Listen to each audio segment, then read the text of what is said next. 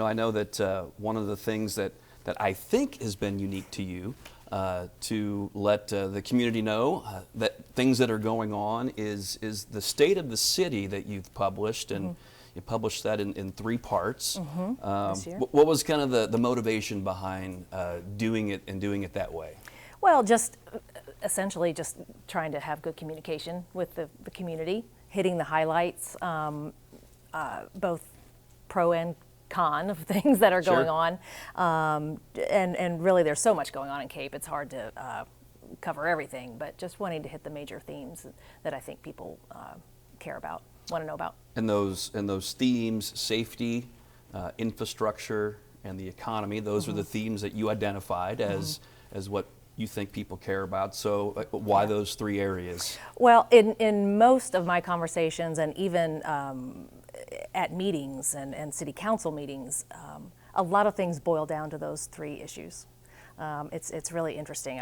In now a year and a half in, I've just noticed that those 3 buckets of issues, if you will, are the predominant ones that things seem to land in, and the things that people are concerned about.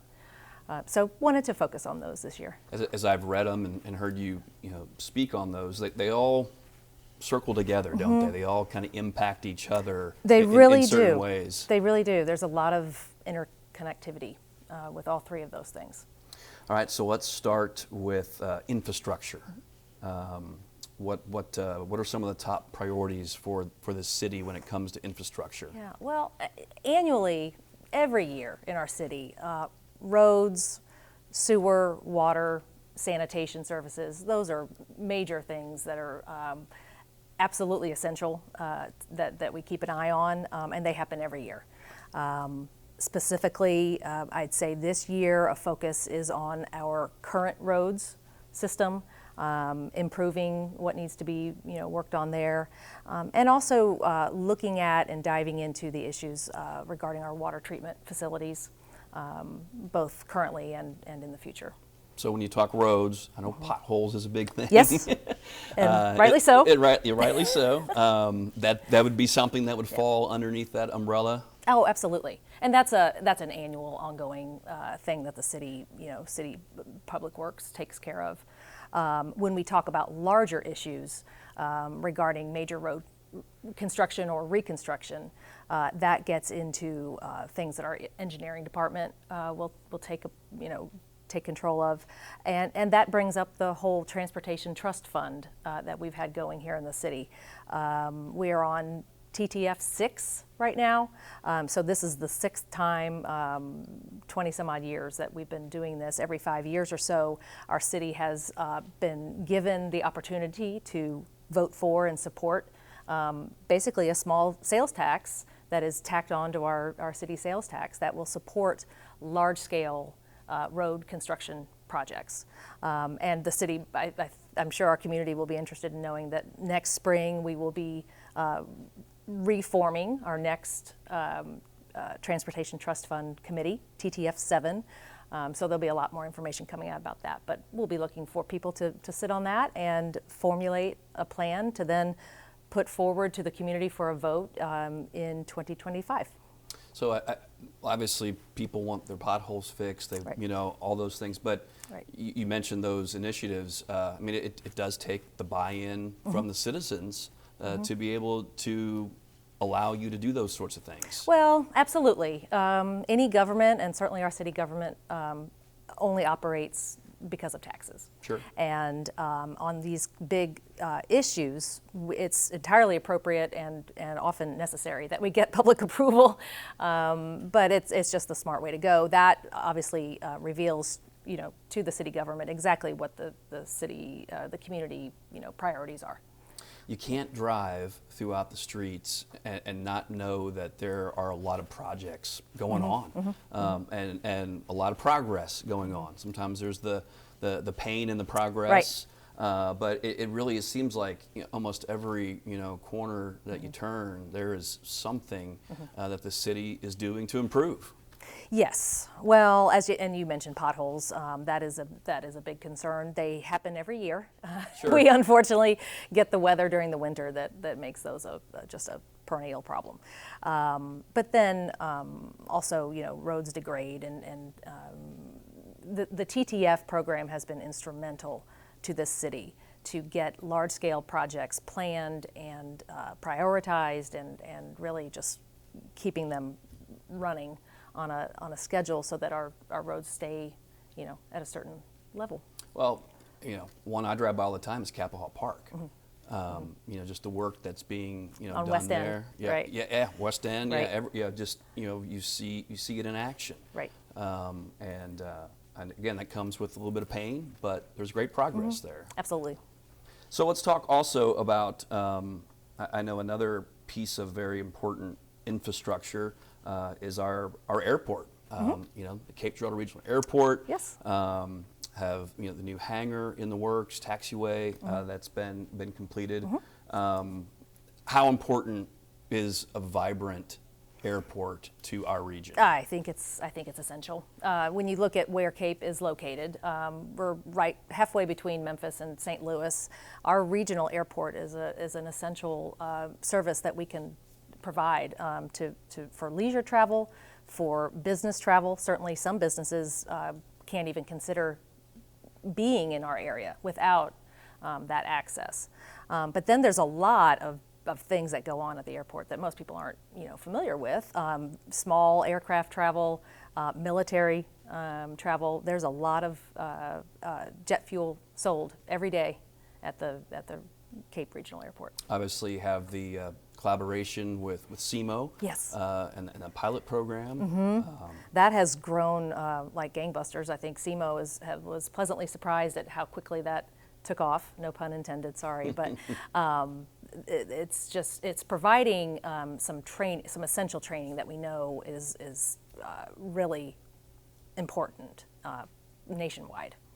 Any before we get to a break, any infrastructure projects on the horizon for 2024 that we can reveal at this time, or some of that planning still in the works? Well, we're following the TTF6 plan, and you can go to the city website and look into all of that. Knock yourselves out. There's so much information there. So doing that will help everyone quickly see what's on the horizon. But like I said, I think that the big interest will be that formation of the TTF7 committee and moving forward with the planning on that. Fantastic. And you mentioned heading to the website. That again is the way that we as citizens can get involved. Yes, and, absolutely. And find out, educate, and if we have to, make some comments on what some of those plans might be. Oh, absolutely. There'll be plenty of time for that. Yeah. All right, we're taking a quick break. All right, then we'll come back with Mayor Kinder after these messages on Cape Chronicle. Every day, millions of people are connecting. Father, cosplayer, Mentor. actor. It's time we take a step forward, come together, and discover how accepting our differences can make us stronger.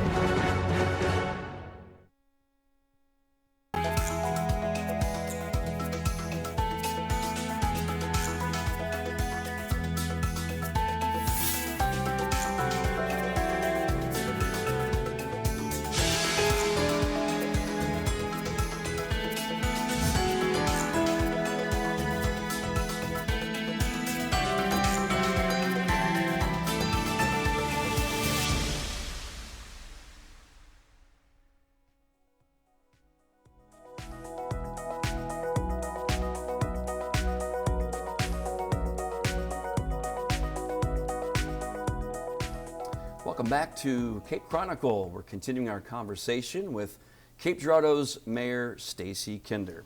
All right, we talked infrastructure.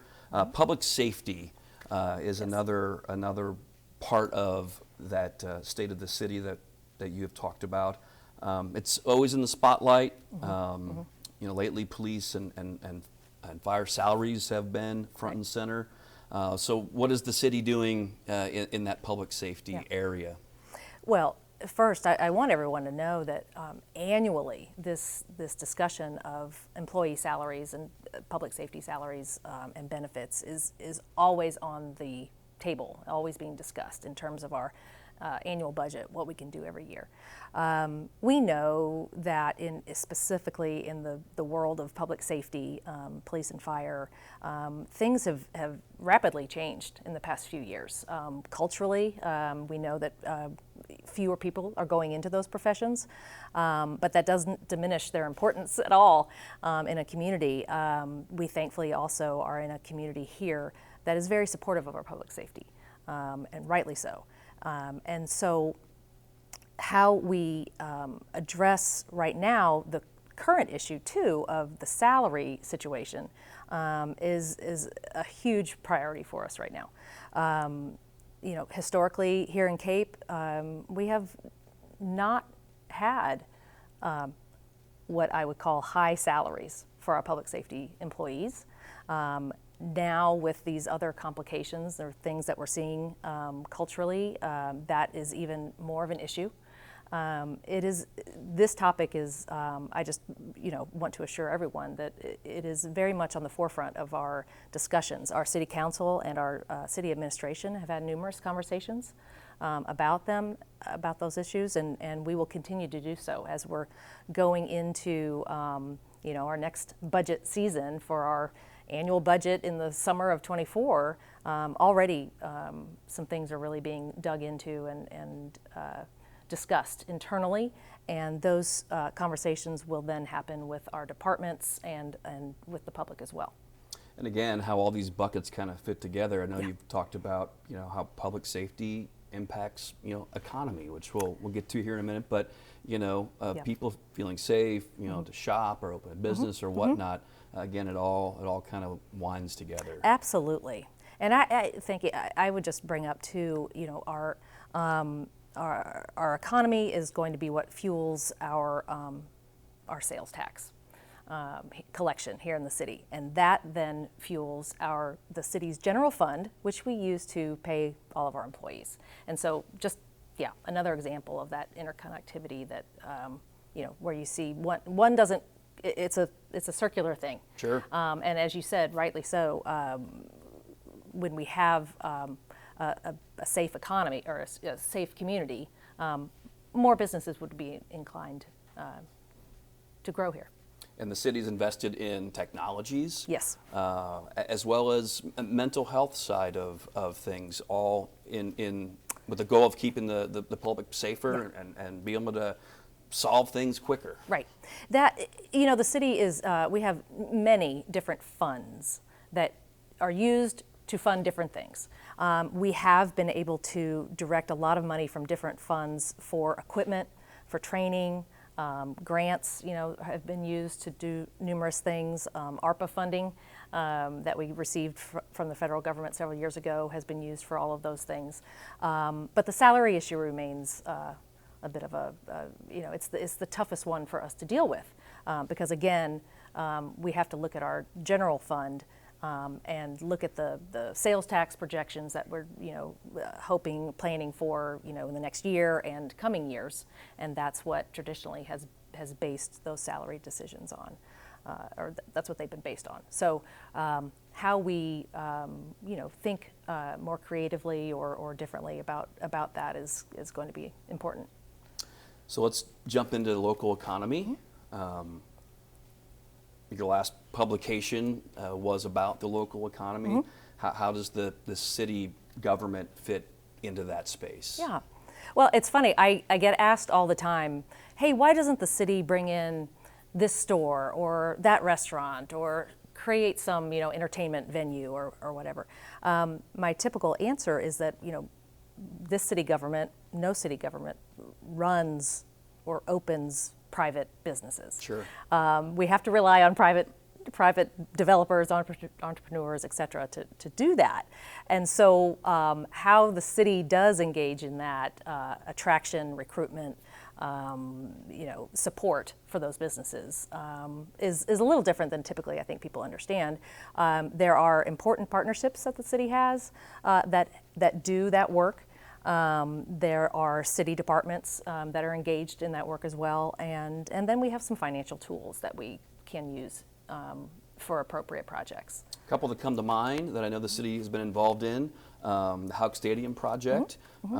Obviously, at this point, you can see a beautiful facility, but again, you know, another way to draw people in, Right. a tourism piece, you know, of the economy that drives the city, and also the mall project, which I know is something that, you know, recently some of those initiatives have been finalized, but both, you know, big spaces that rely on attracting people and rely on the city to be able to get those into a space that are going to be places that people want to come to. Right. Well, those are two big issues, and we could probably talk for another 30 minutes. But I know we don't have that time. But just real quickly, regarding the Houck Stadium, there's been a lot of conversation, some consternation about the city involvement in that. I just reiterate that we decided, the council and staff decided to use our casino fund revenue in part for that project. We sold the business park at the north part of town, which freed up funds to be able to engage in that agreement, partnership with SEMO. But yes, it's all with the goal of attracting people. The mall project has been months and months of work, a lot of different open public conversations, trying to let the public know as things were happening, what those details involved. And then, as you said, in the past several meetings, we've finalized, agreed upon that development agreement. So we're hoping to see some things move in at the mall very, very soon. And I know there are many other things. You know, you mentioned that people will say, why doesn't the city build this or do this? But again, you can drive, you know, down Broadway and you can see new businesses. You know, Scout Hall is a new, Right. you know, place in town. I mentioned Kappa Hall and the things that are happening there. You know, it obviously takes time, but I've been in Cape Girardeau for a long time, and you know, there are many things that have happened, and growth continues to happen. Well, it does, and that's the goal. There's a lot of different things that we want to see happen, private, public, etc. And so how the city can be absolutely transparent in how these things are being developed is essential. And then ultimately what the goal is, what the end goal is, and we have to be able to articulate that clearly to the public. Well, we could talk for a long time on all these. Thank you for your time. Sure. And look forward to being able to talk with you again down the road in 2024. Perfect. Thank you. Thank you again, Mayor Kinder. Our last interview is up next. Stay tuned for Judy Cantoni from Community Foundation of the Ozarks.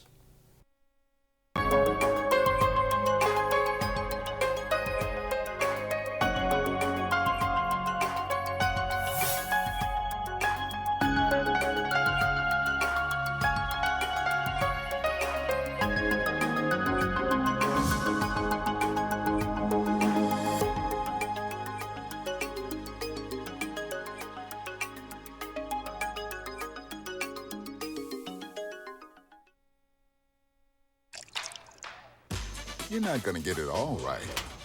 Just make sure you nail the big stuff. Mama! Like making sure your kids are in the right seat for their age and size.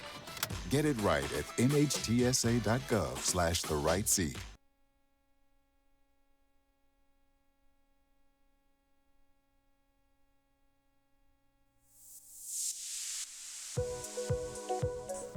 Welcome back to Cape Chronicle. I'm Mike Rennick. Community Foundation of the Ozarks is working to improve quality of life in our region through resource development, collaboration, and more. Judy Cantoni is here to tell us all about it. Welcome, Judy. Thanks, Mike. Good to see you. Good to see you as well.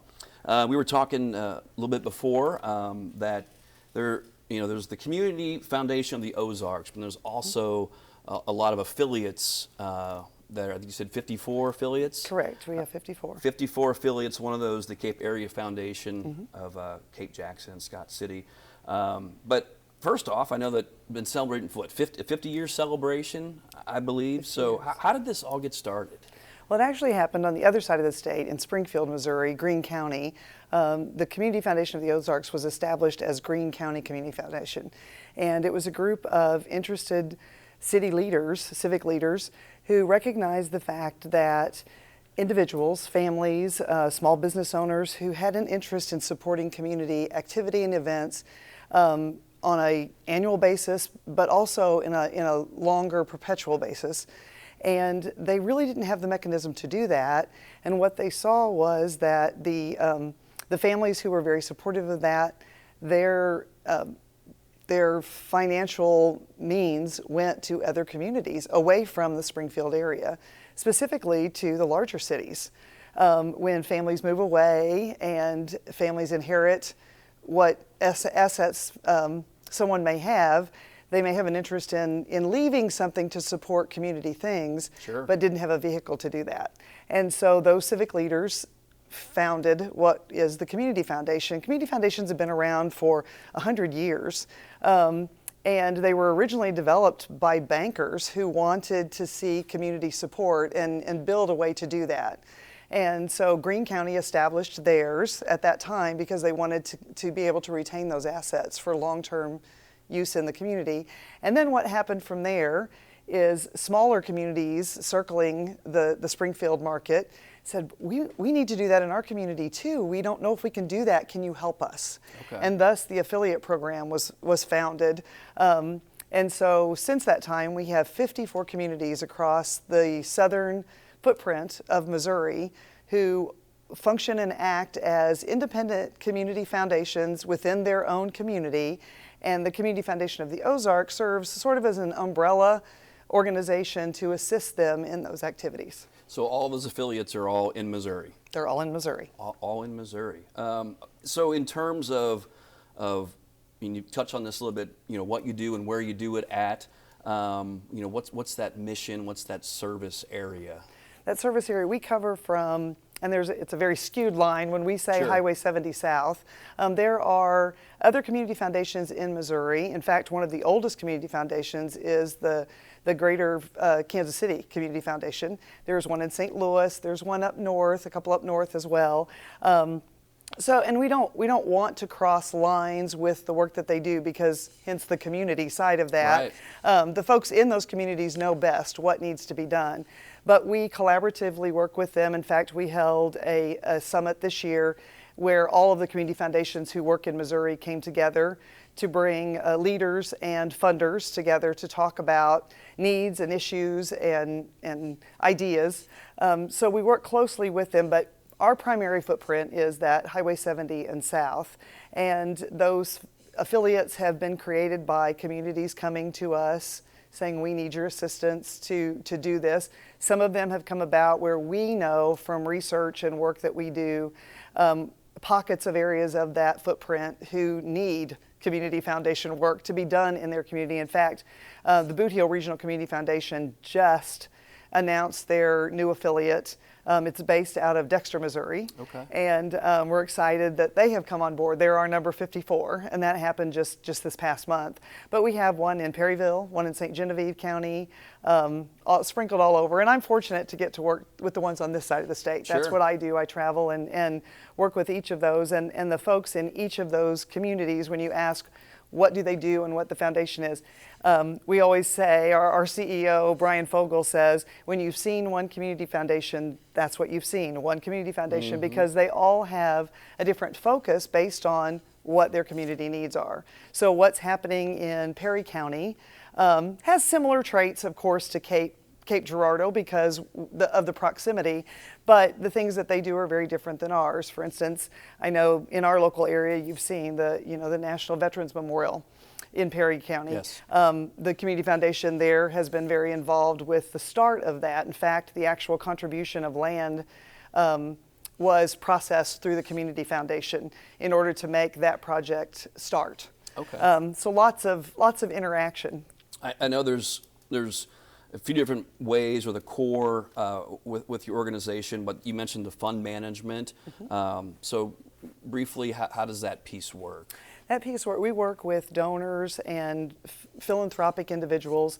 We provide different types of funds for organizations, individuals, families, whatever aspect that they're looking for in their philanthropic focus, to establish a fund that allows them to have that money invested and accessing that and paying it in the form of grants or distributions to whatever charities they may wish to do so during their lifetime, and even more so in that afterlife period. So helping families with estate planning to where a portion of their estate that they want to gift in honor of their family name or themselves, so that the work that they've done all of their life and the interest they've had in helping communities goes on in perpetuity. And then that funding, you mentioned the grants. I know grant making is another piece. Yes, we do. We have several large grants that we do throughout the year.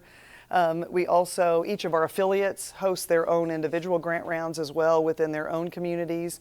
And then we have a lot of connections and resources, not only in the area that we are, but throughout the region.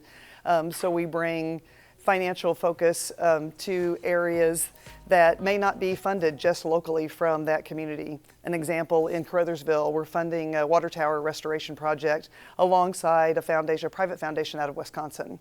So there's always lots of projects going on. It sounds like it. And then I was on the website, I saw scholarships as well.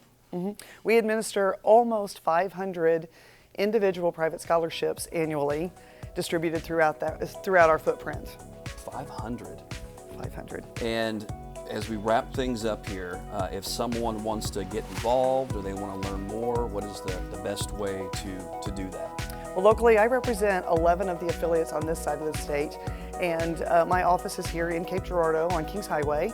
You're welcome to give me a shout at any time, or you can certainly go on our website, on CFO's website, and connect to each of those locations or those affiliates as well. And I'll be happy to help. I love talking about it. It's passionate, and the people that we work with are very passionate about the communities they serve. I can hear the passion. Thank you very much, Judy.